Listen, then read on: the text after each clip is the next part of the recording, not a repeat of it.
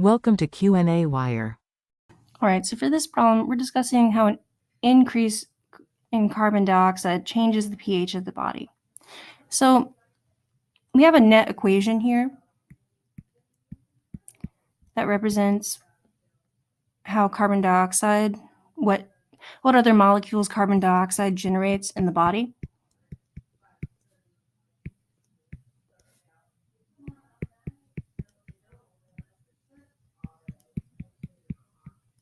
And as you can see, carbon dioxide generates protons in the body, and we know protons are acidic. So an increase in carbon dioxide means an increase in protons. And an increase in protons means an increase in acidity. And we know the lower the pH, the more acidic it is. So we're looking at a fall in pH. So once again, increase in carbon dioxide increases the amount of protons, which increases the acidity, which decreases the pH.